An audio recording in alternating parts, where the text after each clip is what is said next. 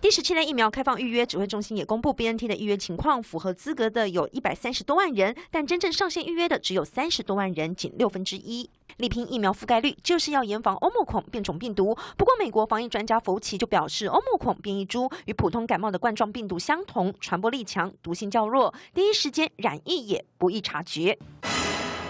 它的表现其实就像类流感，你光是看这个它的临床表现呢，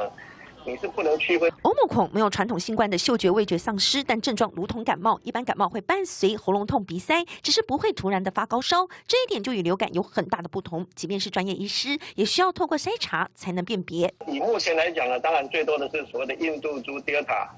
那由于奥密克戎慢慢增加，大部分还是它跟非洲有一点渊源。分辨欧莫孔筛查、追踪个人旅游史、接触史都是基本流程，连疫苗也未必能抵挡。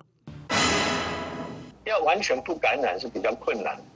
可是感染了以后呢，通常你不太会太严重。虽然是轻症，一旦欧莫孔大魔王进入台湾，指挥中心就强调，不要因为轻微咳嗽就自己吓自己，不要自己去分辨。